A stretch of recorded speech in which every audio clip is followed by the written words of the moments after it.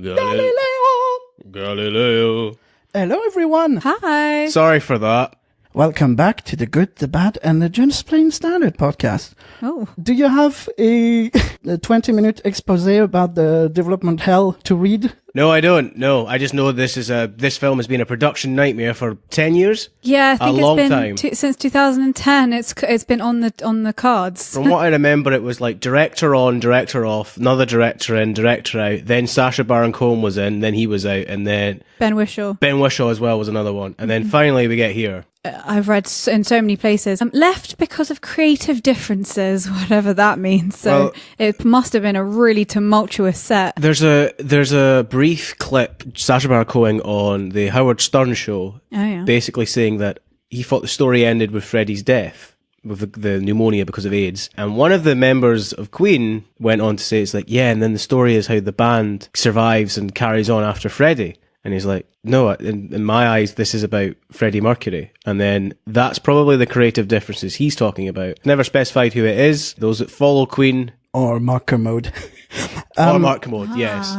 So it's based on real people, so I'll do a correct cast list. So Rami Malek as Freddie Mercury, Farouk Bulsara, lead vocalist of the rock band Queen, Lucy Boynton as Mary Austin, Mercury's girlfriend, Gwilym Lee as Brian May, Queen's lead guitarist, Ben Hardy as Roger Taylor, Queen's drummer, Joy Mazzello as John Deacon, Queen's bass guitarist, Aidan Gillen as John Reid, Queen's manager, Littlefinger, Alan Leach as Paul Prenter, Mercury's personal manager, Tom Hollander as Jim Beach, Queen's lawyer turned manager. Great casting there. Mike Myers as Ray Foster, an EMI executive. Unrecognizable? No.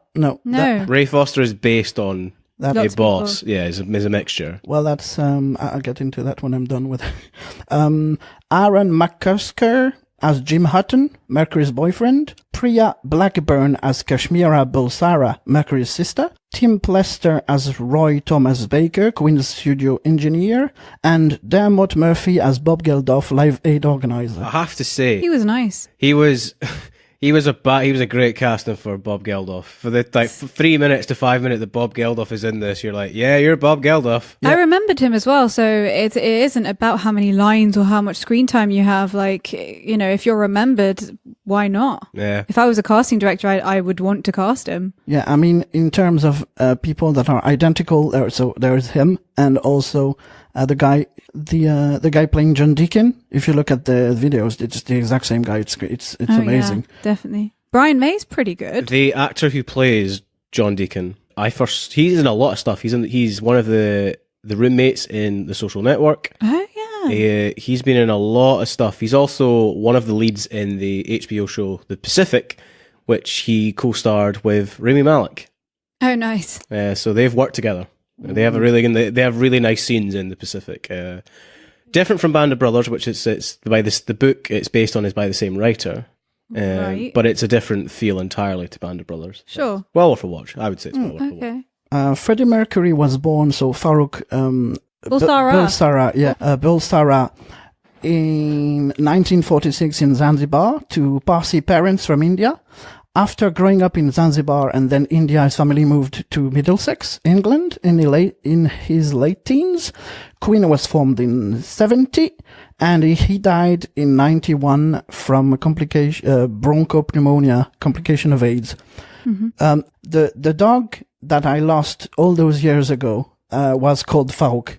Oh. Yes, first, and it's basically based on a king. Was born in 1920 and died in 65. So the full title of the guy was His Majesty Farouk I, by the grace of God, King of Egypt and the Sudan, sovereign of Nubia, of Kordofan and of Darfur. Brilliant. Nubia is a fascinating civilization if you're into going into history. Because we always think about the ancient Egyptians, but looking at Nubia, they do some amazing stuff, actually. Of course. Almost the fathers of infrastructure, really. They had really nice planned infrastructure for this. We're not taught enough about Africa. No, we're not. A few words of warning before we delve into all of this. For the love of everything that is holy, please, when you watch this, make sure you watch it in stereo or even better in Atmos. That's how it is on iTunes now. You can get it right away in Atmos. Nice. Because I watched it I went to see this with my mum first in French. And then when I came back here, I saw it, I think it was super screen. So I had the Atmos.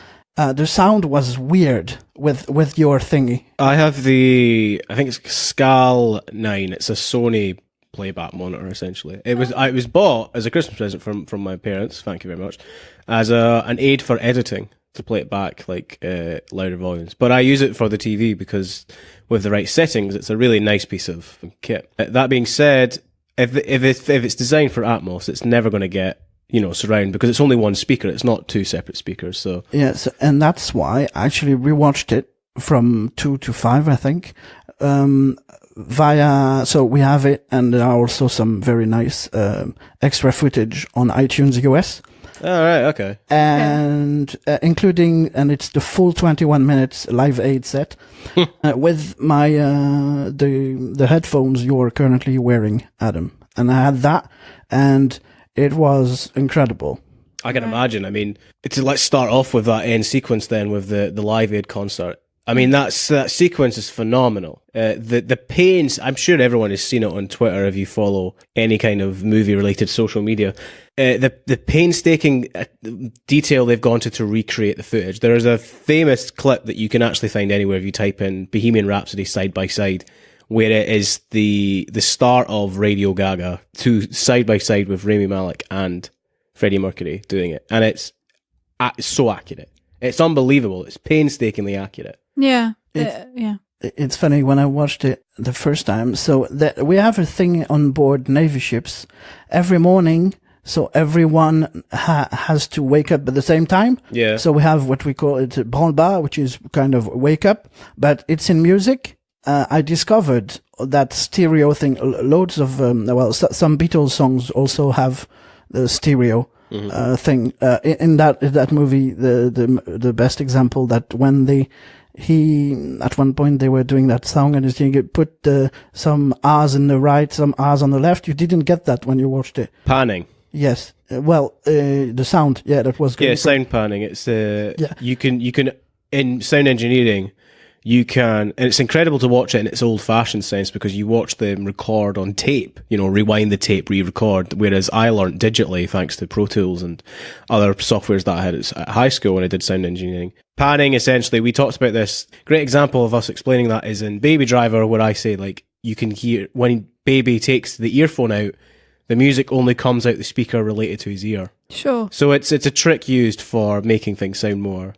It gives it depth. And one day I wanted to have, because sometimes you have a CD player that's actually integrated into the system, so that's good. But when sometimes you'd only have an external thing and you use the PA system microphone and you put it in front of the thing, people were woken up with just one side. So yeah, that was really weird. And obviously when you do with the PA system thing, when the commanding officer arrives every morning, the first time he arrives, you have to shout, like to put everyone to attention. So sometimes you had in the middle of the song, me shouting. A bit of lingo. I think we talked about that a few times.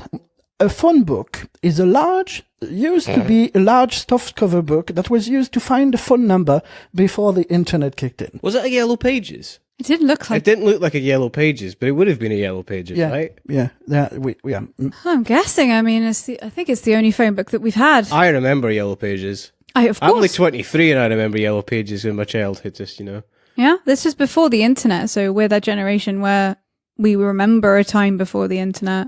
I just watched the first episode of You on Netflix, and it's like the guy searching the girl up on Facebook.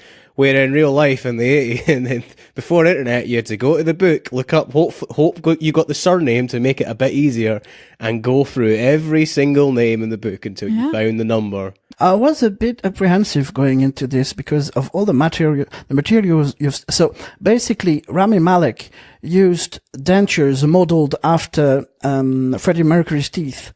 But as you can notice, Rami Malek's skull is way smaller, which means in still images, it really looks ridiculous. I didn't have that effect that much watching the film, but compared to the real Freddie Mercury, sometimes it looks really preposterous. But yeah, I did think that they overdid it, but I thought it was just because people could then, you know how Hollywood over dramatizes things so that the audience can really see it. So I thought that it was because of that reason rather than that's interesting. The thing I feel, which will be a developing theme as we go on through this episode, for narrative's sake, there is nobody alive that can be Freddie Mercury, and there never will be. He's one of these people in history that will never get close to. It's the same as with Michael Jackson. Nobody will be close to that ever again. No. So I think, honestly, hair and makeup in this whole film is very good. Because it's a bit exaggerated, and yes. No, I mean, it wasn't a criticism. And we're talking about a movie. So yeah, exactly. You don't worry and don't see it that much with the movies, just on still images. Sometimes, like the one at Live Aid when he's with his arm in the air, it looks really, really weird.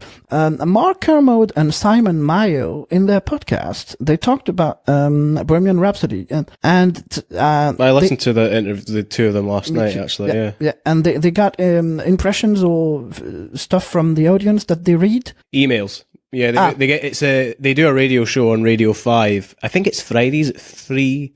And the podcast is basically the radio show, but put out. Because I actually remember, it's a weird experience that I hopefully one day will have, is if I do a film that is discussed by Mark Kermode, where when I was a teenager, I'd lie in my room listening to my dad in the other room listening to the radio. Nice. I've grown up with that review podcast.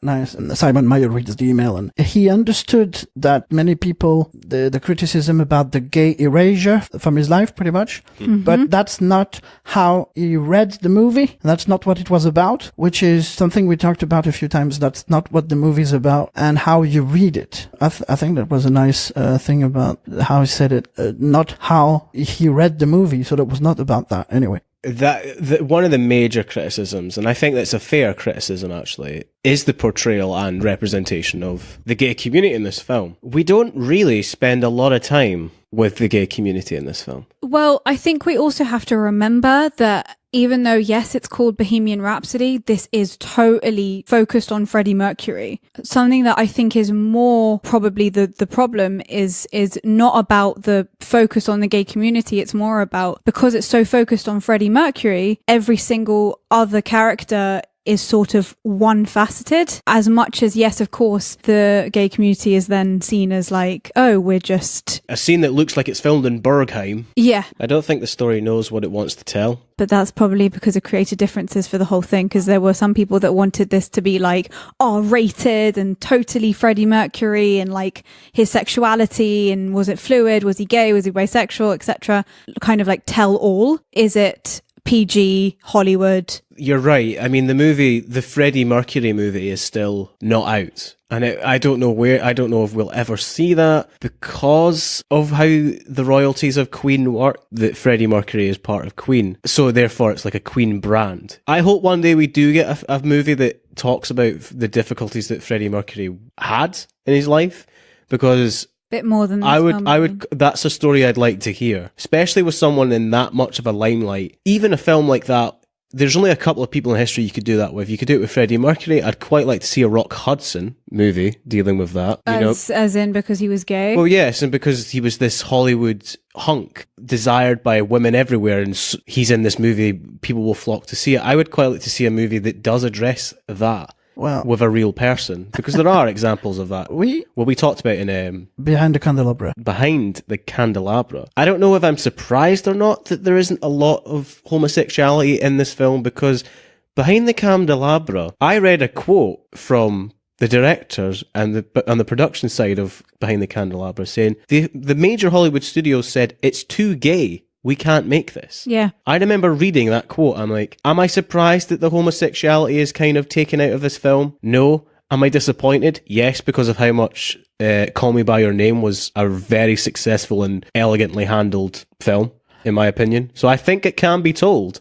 I'm just I'm not surprised it isn't. As I said in Behind the Candelabra, I don't know if that line is a real line of Freddie's or not. In that film, so Bohemian Rhapsody, he says when he learns that he has AIDS, that he doesn't want to be the AIDS poster boy.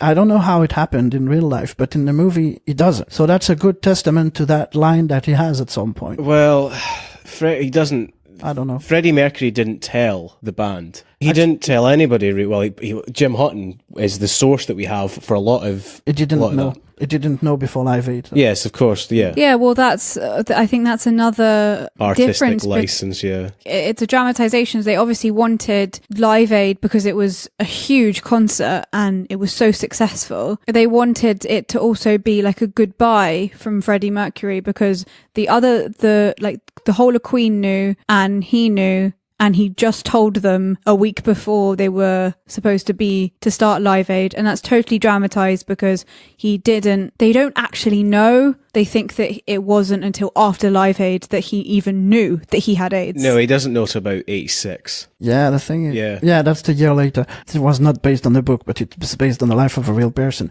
Make that into a movie, you have to dramatize the thing. So they added, obviously, this and the fact that the band had a falling out, which... Yeah, Queen never split up. No, yeah, I know. Yeah. No, they were just on a break. Did you know the drummer, Roger Taylor, he had a solo album? Before Freddie Mercury. Yeah. Freddie Mercury wasn't the first person to have a solo album. He wasn't even the only person in Queen to have a solo album. No, they nearly all did. Wasn't it Smile? I don't know. I don't know what the single, the album was. Roger Taylor did have his own solo album. Yeah. So this movie starts with a Breaking Bad beginning. So what we start with basically kind of the ending, pretty much. Freddie is getting ready to go to Live Aid, and he goes, and then he arrives on stage. Then it stops, and it goes back to the time when the band was formed, which also is not how it happened. That it didn't happen like that. I mean, it's a dramatization, and we've said, and it's in any other film we would criticize I don't believe that, but in this film we go with it because because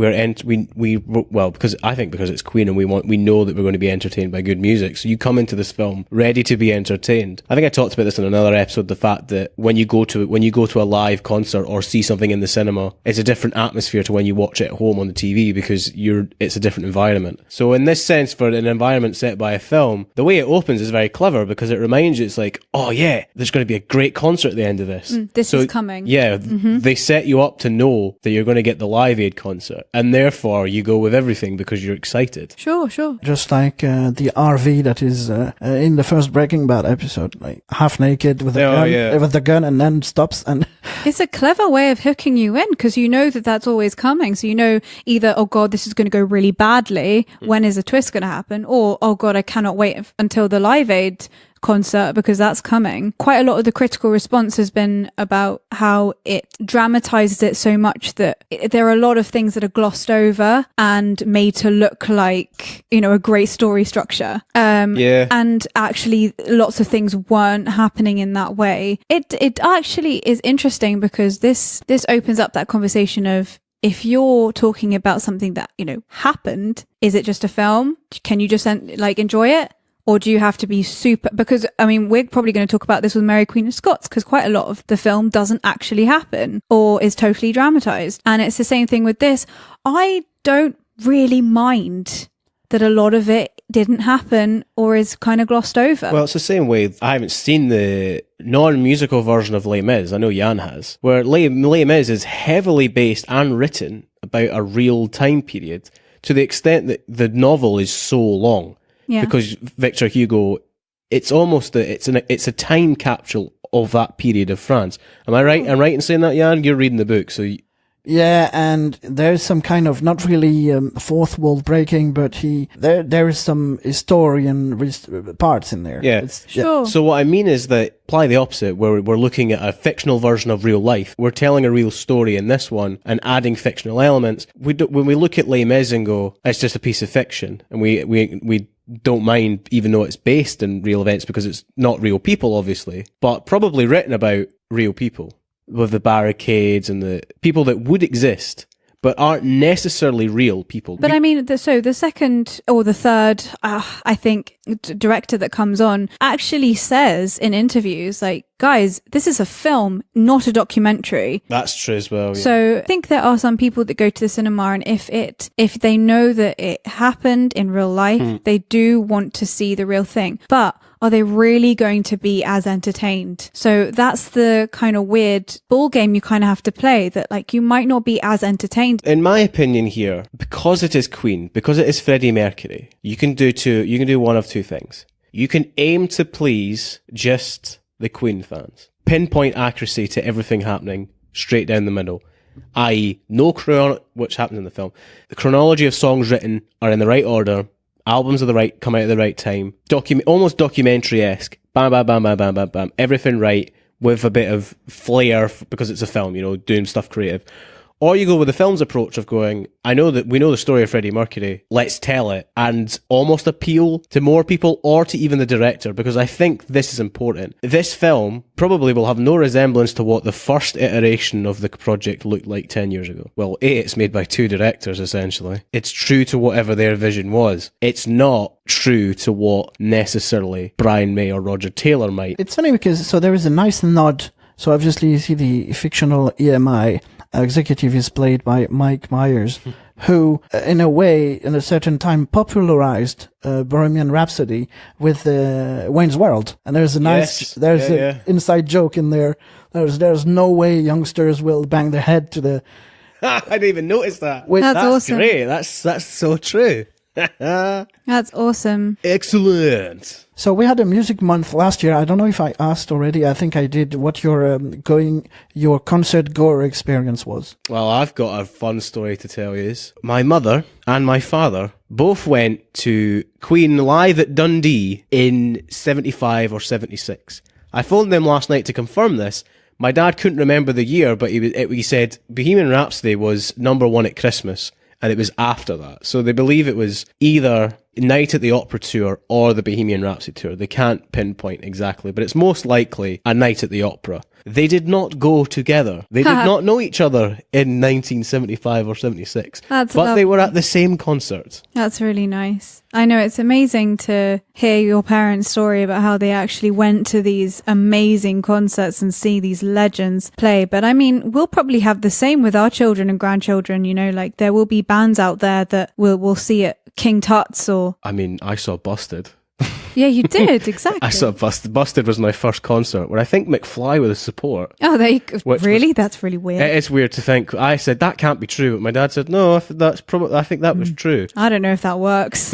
I'll tell you how old that was. I was under 10 for sure, because I left early because I was because I was younger. Before the band came on, there would be an advert, they'd be playing the music and stuff. It would come on the projectors where if you texted a number, you could get one of the members of McFly as a wall screen for your phone, because obviously it was like Nokia and flip phones, so you had wallpapers. It was like, if you text this number, you can get, I can't remember any of the players from Busted, but you can have lead singer of Busted as your wallpaper. I mean, that's a good piece of marketing, though. I mean, every single generation has their different way of marketing, don't they? Yeah. My dad also, we'll probably talk this about another day if we do Quadrophenia. My dad also went to see The Who live at Hull, which was meant to be the Live at Leeds album, but I think it's the audio wasn't right. Also, it doesn't have the same ring. The Who live at Hull doesn't sound as good as live at Leeds. Do you feel, because the major difference between the two musical movies with Oscar nods this year, A Star is Born and Bohemian Rhapsody, is that Star is Born, everything was live, and here obviously it's fake stuff and they add the sound afterwards? I think that's the only way you could do this film. Nobody was going here to see somebody's try and do Freddie Mercury. Did you feel it captured the concert going experience, or did it feel fake? I didn't really think about that. I was thoroughly entertained by this film.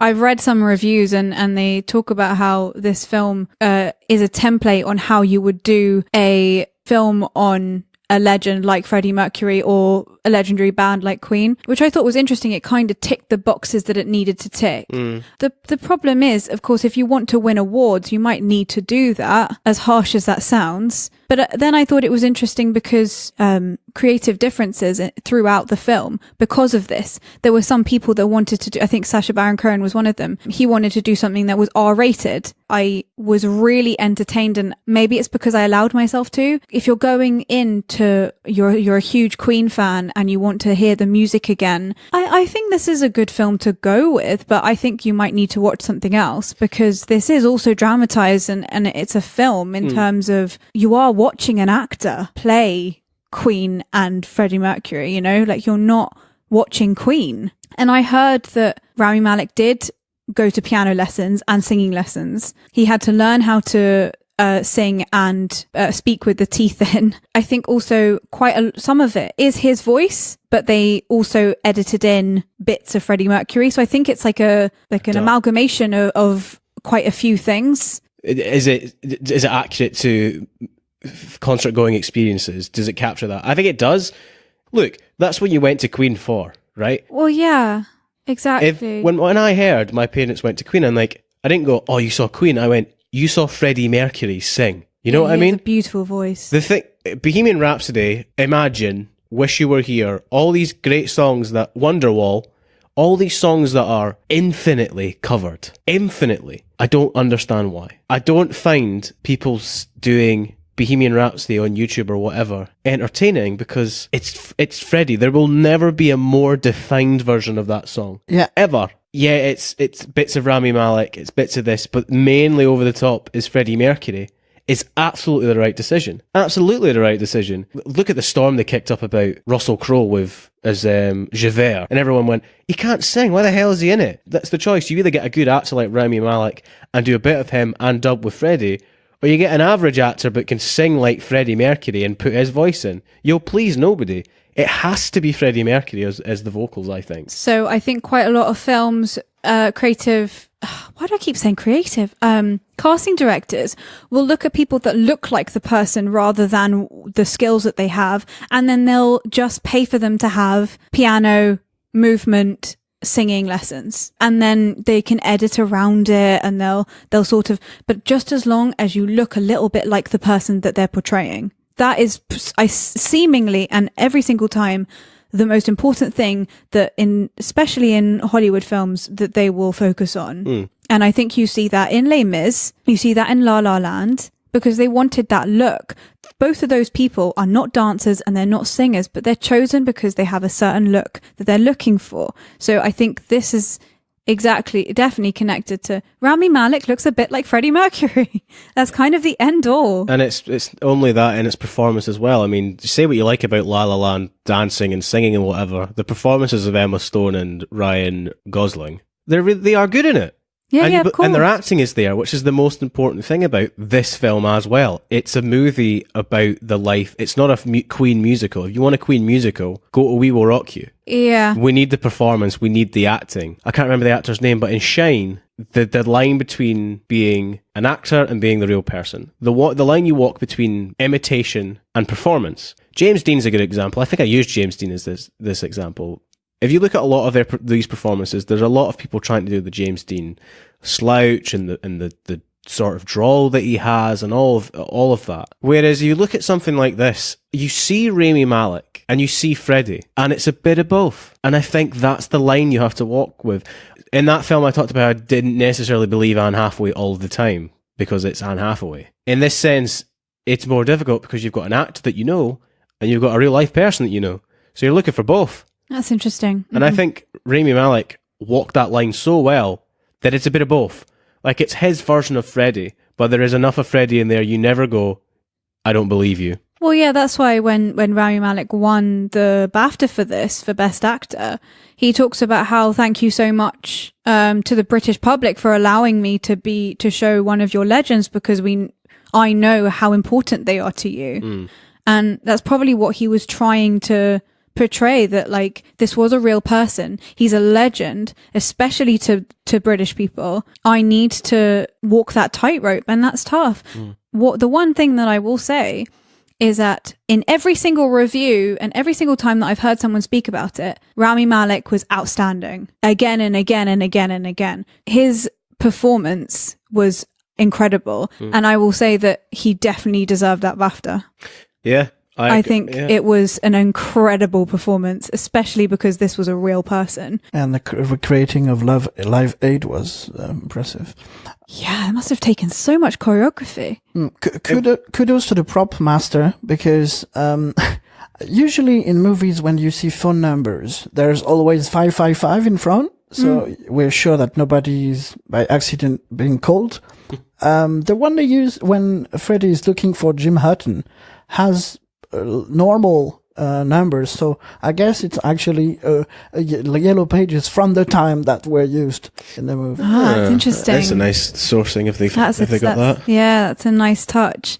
Live Aid was actually shot. That's the first thing they shot on the first week. Gosh. I mean, they'd have to. I mean, yeah. I mean, they probably didn't. Yeah, they probably didn't know how long that would take. How many takes that would take. Horrible sentence. I like how when they for the first time meet Littlefinger, Aidan Gillen. Yeah, John Reed. Freddie's outfit does look, well, they say a lizard, but it actually looks a bit like in Jurassic Park, those little dinos that are about to kill the fat guy. There's some nice touches of organic exposition in here. So basically, the A word is not used at all when he learns that he has it. This is AIDS we're talking about, if anyone didn't understand. The A word. Yeah, I thought that was nice. Horrifying. I mean, it's still horrifying. This was new in terms of the media. This was completely new, and I think it's touched upon that Freddie Mercury did in this film didn't want to be the poster boy for AIDS. Yeah, because, well, if we look back at Behind the Candelabra, they tried to hide that he died of AIDS. Heart attack, because of the media itself, it was known as the gay disease. Yeah, stigma. The stigma of it was that if you had it, that you were gay, even though it's present in Trainspotting. It's what kills. It's one of the reasons that Tommy dies in Trainspotting, because of the sharing needles. He gets complications of AIDS. Yeah, because his immune system is down and he toxic plasmosis. Yeah. So do you play piano, Adam? No, I don't, unfortunately. Probably have to ask, because apparently there is something in this movie that is almost impossible to do. When Freddie is with Mary Austin on the bed, and he puts his hands above and starts to do the start of Bohemian Rhapsody. I mean, it probably is possible, but it'll take a hell of a lot of practice. I've got mates that just know that one bit. You can learn that riff, the opening sequence of Bohemian Rhapsody. Well, yeah, but that's much easier than doing it. You're below the piano. Yeah. You're also crossing your hands over. Yeah, it's a brain thing, I think. Yeah, totally. Like you can't juggle more than 30 balls or something. Oh, really? Yeah, there's something around those lines. I really like there are little cinematography touches like that. I liked when they were on tour, the camera that actually goes through the van. Oh yeah, which was quite nice. The windshield which just disappeared. Some glass like shades shots, and the piano that was reflecting. Loads of nice use of the reflecting surfaces of shades and, well, glasses, goggles, I don't know how to call those. Glasses? Sunglasses, yes, yes.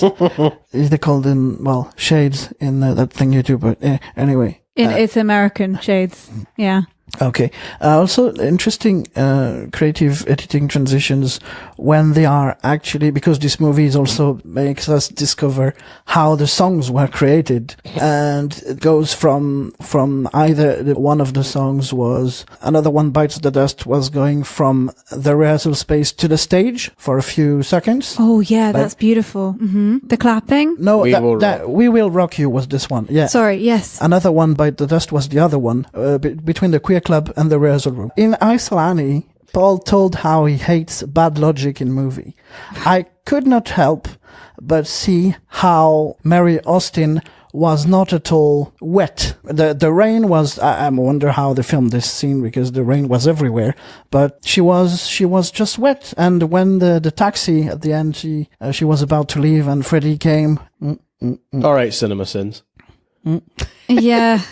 Sometimes when you're aware of things like that, it's hard not to. I don't know why the movie tries to convince us that We Will Rock You is written in the 80s. I don't understand why they did that. Well, it probably works in terms of what they want, like story structure. It was probably nice to add it there. It's just like when there's decisions like that don't really add. Like we've talked a lot about, go with the narrative, we go with the film, but there are some things that are out of order for no reason. That's one of them. That We Will Rock You is a later song when it isn't. I think it's on News of the World, which is it's just after A Night at the Opera, I believe, is when News of the World came out. But I don't know why that's there. It's like, and then the other one is Killer Queen is not what they played on Top of the Pops. Changes there. I'm like, yes, that's fine, and you wouldn't notice them unless you're a Queen lover, like I said earlier. The only reason that it's there is because they want to show them writing We Will Rock You. Because there isn't a lot of writing the Queen songs. I mean, we get a bit of Seven Seas of Rye at the beginning with the recording studio, and obviously we get Bohemian Rhapsody, and Another One Bites the Dust. When we get to the end and we get like We Are the Champions, it's like, oh yeah, they've not really covered writing many of the songs, which is fair enough because the movie isn't about that. Well, it's just strange that sometimes it's choices of throwing in a song. It's like, oh yeah, remember We Will Rock You? Here's when they wrote We Will Rock You.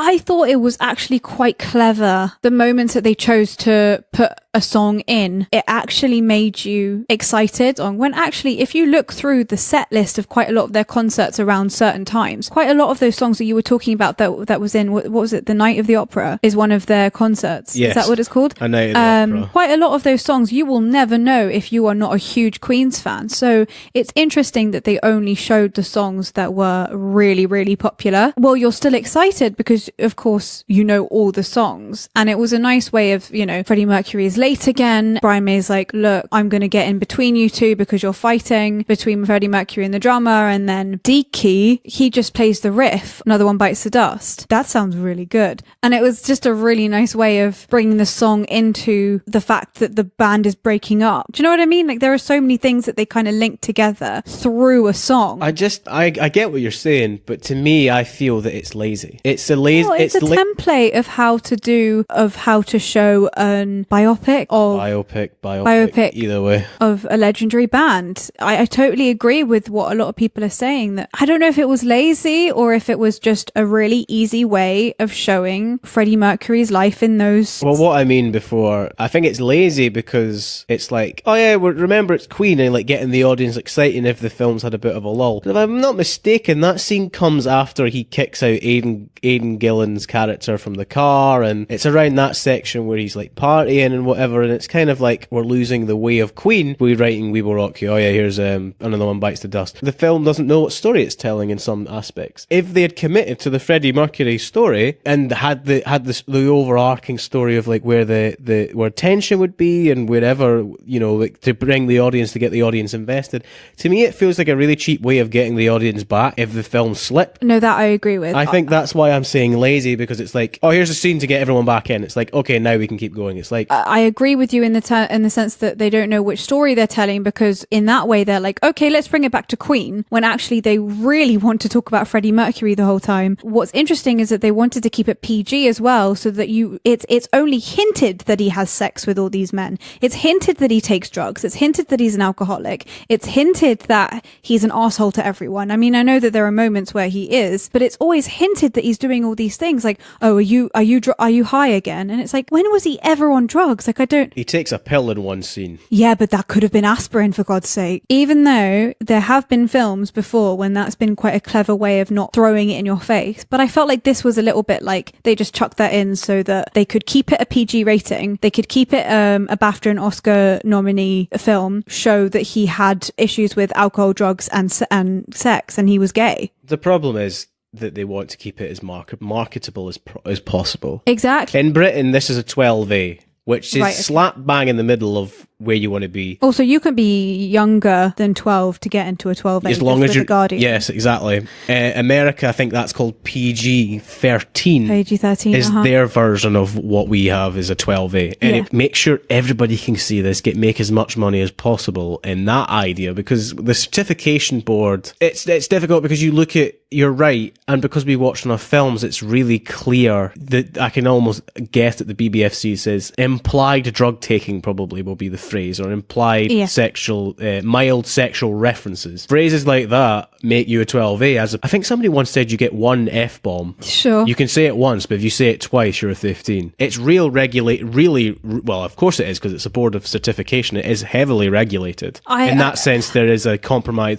And in a way, maybe that compromises the vision in its sense that they made the decision to chop out certain scenes. I'll take the opposite, for example. There was the debate around The Dark Knight, why so serious scene almost made that film a 15. Oh, because it's also about if they show you how to do something. So the fact that he's put a knife into his mouth and slice your cheeks up. Yeah. Right? It's also if someone takes a line of cocaine, showing people how you would take drugs. Yeah. And in this film, they totally just hint at it. For me, that felt lazy. Yeah. And there are other ways that you can hint at something without it being lazy. How do we keep this a PG rating? We talked about this before in Green Book with the whole pandering. This is just an opposite. This is another form of pandering. Green Book didn't pander. Exactly. That's the thing. Actually, when they were like, oh yeah, it's really obvious that Freddie Mercury is gay, etc. It's like, you didn't make that obvious at all. Hardly hinted at. It was barely hinted at that he was having gay sex. Yeah, you're right. Because there were moments when he would look at a guy and be like, oh, hey, but that just looked like he was checking out men. And it was like, and then afterwards they'll be like, oh yeah, you're on drugs. That line feels more like exposition rather than showing us in a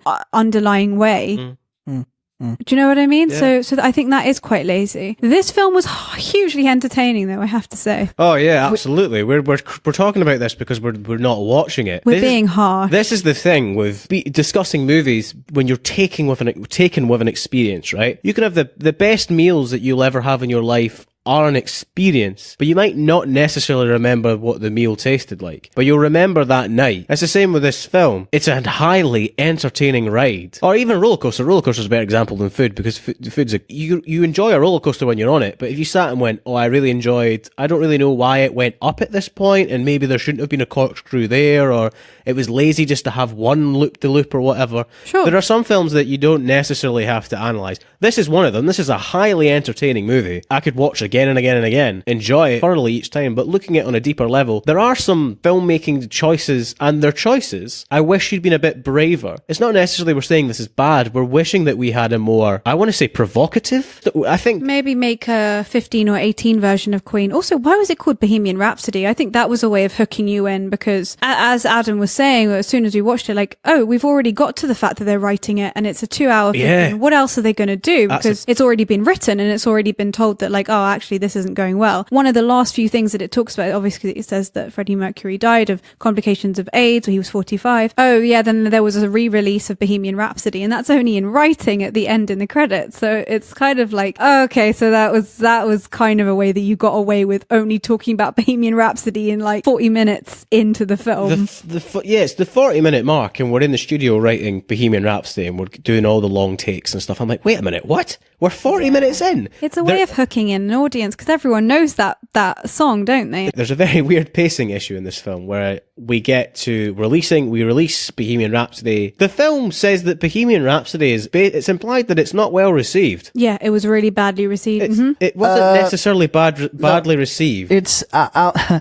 have a whole section about Rotten Tomatoes at the end. Oh, yeah. It was not well received by critics. Yeah, it was fine. The audience, but audiences loved it. Sorry. Yeah. Critics praised it for its complexity and its how well it was written musically, but they did say it was a lot of the lyrics and all that were a bit of waffle, basically. Yeah, and it's 6 minutes of like, what the hell are you talking about? Who is Scaramouche? Who is Galileo? Why are they doing the Why are we... Biz Miller. I know, and he's like, who the hell is Biz Miller? And I'm like, who's Biz Miller? Donkey. 6 minutes dirge. Yeah, I've never heard anyone describe Bohemian Rhapsody as a 6-minute dirge. The thing that I also wanted to hear more of is the interesting embarrassment that he feels for his family who aren't British. Yeah, and the film forgets about that. We have one scene where he's at home. There are a few scenes which they keep on, like when he talks about Bismillah, he's looking out the window and he looks a bit wistful, like he's thinking about, like, that's my heritage. I was brought up in Zanzibar, for God's sake. But he tells everyone that he was brought up in London. No one really talks about the fact that Freddie Mercury actually wasn't British. He was brown, and at the beginning people called him a P-word. I do wish that they'd kind of focused on that. I think the problem was, I guess, They wanted it to be about Queen, but they were focusing on Freddie Mercury. There's too much left by the wayside in certain points. The family aspect is left by the wayside. One of the big things I've heard people say is that it focuses mainly on his relationship with Mary than any other sort of gay relationship, except very end when we get Jim Hutton back in his life. Right, you know? But I mean, even then, Freddie Mercury is saying, this is my friend, and it's like,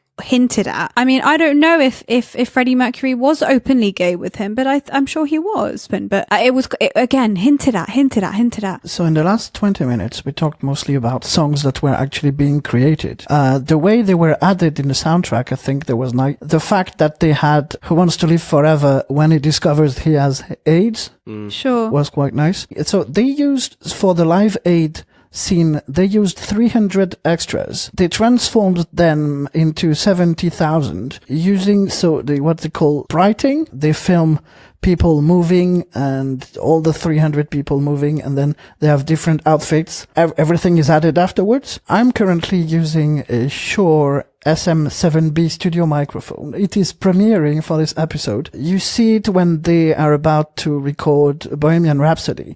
Well, on the left there is a speaker, large speaker, that microphone, listening to that speaker.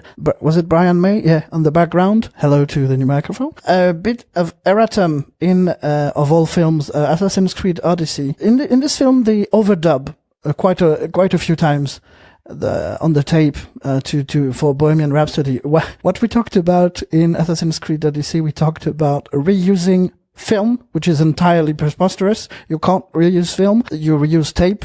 Or if you reuse film, it's to do double exposure or all those Georges Méliès stuff. For some reason, we mixed up the words. Your fans deserve the truth. Do they? No, I totally disagree with that. The reason why the media is so intense, they'll manipulate you because they'll say things like that. But that's only manipulation. It's because they want the truth from you because it sells their newspapers. They don't actually expect you to be truthful. There are lots of crazy fans out there that I should know exactly every single thing about your life. You don't have to tell your fans anything. Quite a lot of artists, they do get involved in these industries because they need extra validation. And so as soon as they hear that, they don't have the security and the network behind them for them to say, no, I don't need to tell you anything. And they do. And, you know, but I felt someone like Freddie Mercury would have found this really difficult.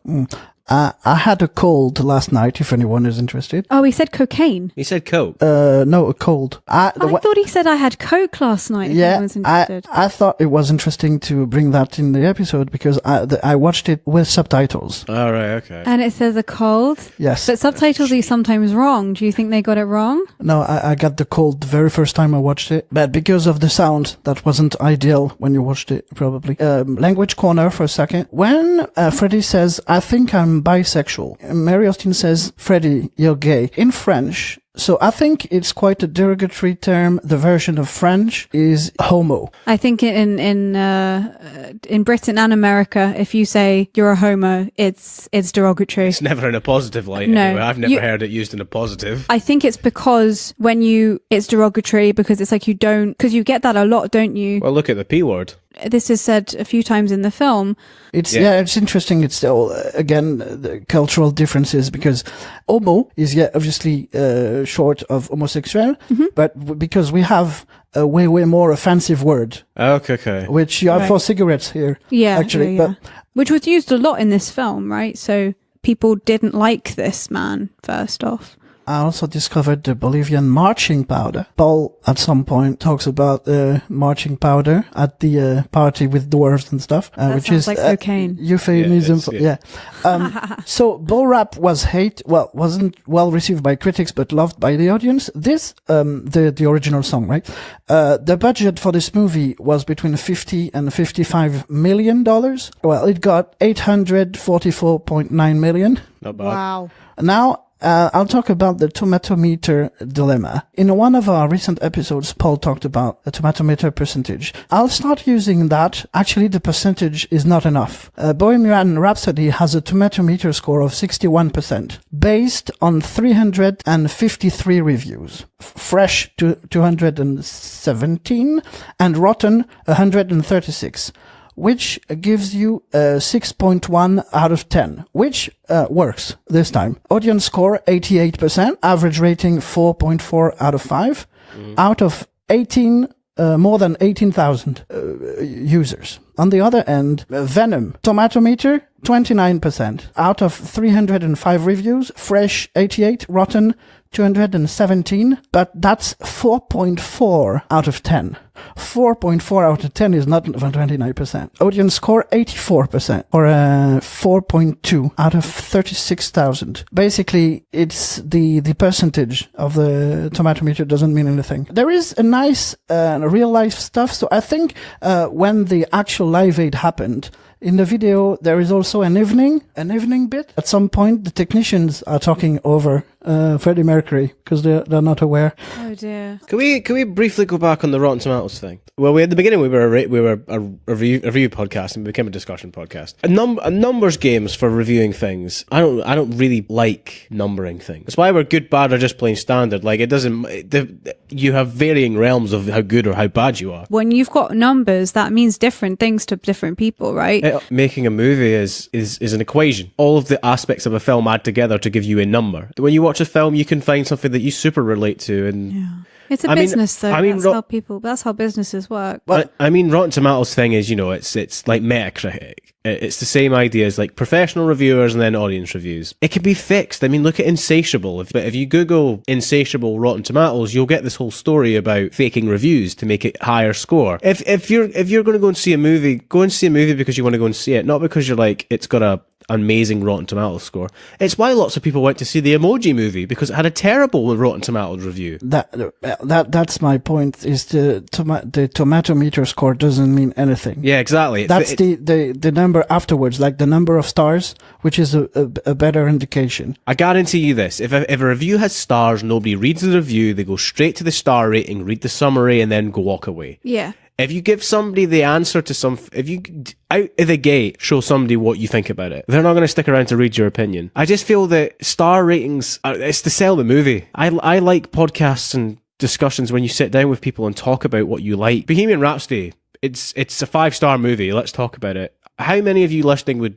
stay and listen to us talk about it? It's jelly beaning. Okay. Freddie never got his teeth fixed because he thought that he would have lost his particular voice. Does it mean sort of like I have more space in my mouth, which means that I have more range? Yeah. I think that's one of the first things he says to the band. What are they called in the beginning? Smile. Don't forget to smile or something like that. As you would have heard last week in Colossal, Oscar and Gloria has a very toxic kind of relationship. Well, Freddie and Paul. What a horrible man. Especially because after all that, he's like begging to stay, and then he goes on to the media and actually does the one thing that...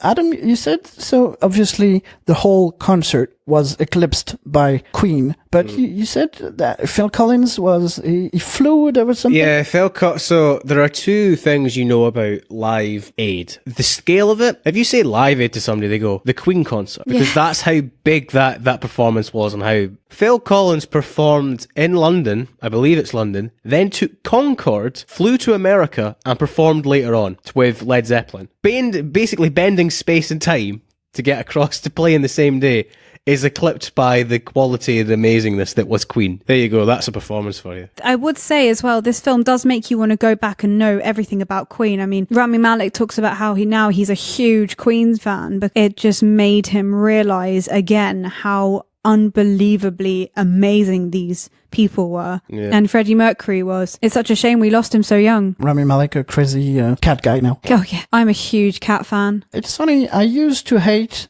albums made out of concerts, but after the first time I attended one, culminating with the Navy, at one point we stopped in Hawaii, and we only learned 2 days before that the last leg of the Vertigo tour of U2 was happening. Oh yeah. And yeah, I was like entranced, like enthralled by the whole thing. Yeah. Now I think my vinyl craziness that I have these days was kickstarted by this movie a few months ago. So that's awesome. I love how in the episode before we debuted them, I went, people are idiots that put them on the wall, and then immediately in the next episode we've got 2 on the wall. Yeah. And sometimes when it's unlimited and they look so good, you have to. And they are doubles. I know, we do have the... I didn't realize that Queen is still performing. So basically it's Queen plus Adam Lambert. John Deacon left a few years. In 97, he left. I thought it was because he couldn't continue with Freddie, but that's 6 years after. It might be a bit to do with that as well. I mean, I remember there was a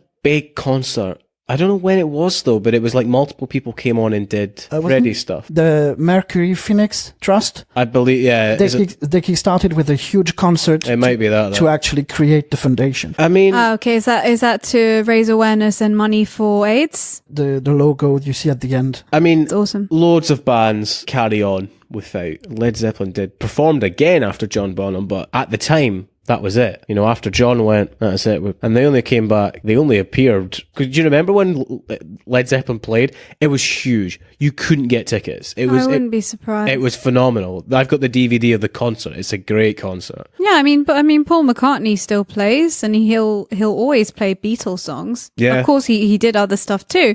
Famously, I think it's Leonard Skinner. I think there's only like one member of the original left, and it might not even be any of the original band left, but the band still goes. You know, so there are bands that keep going even though a member does die, because it's the idea of carrying on the legacy. Or Queen is a strange one, I have to admit, because of how big Freddie is. Irreplaceable. Yeah, I would feel strange listening to Queen without Freddie Mercury.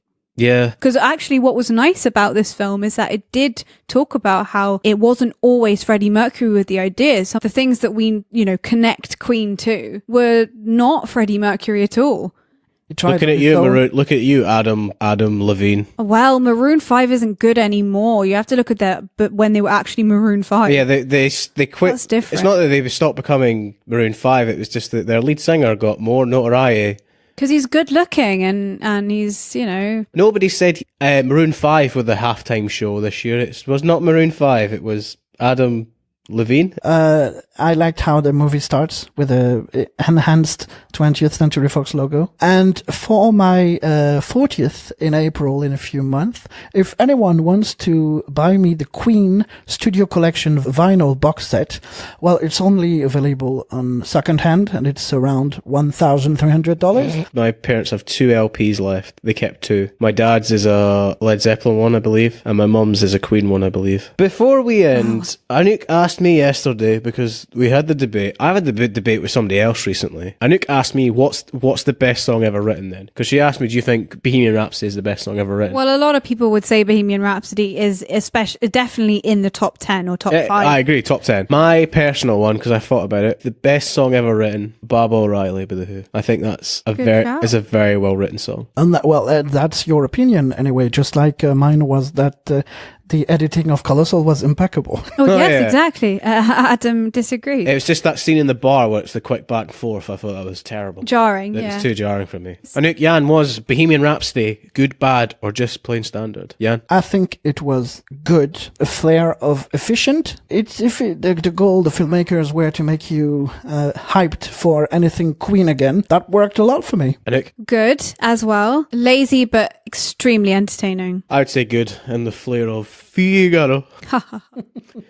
Or anything, just the flair of Queen. I mean, it is a mixed bag. It's not the best film ever made. It's a fantastic performance by Rami Malek.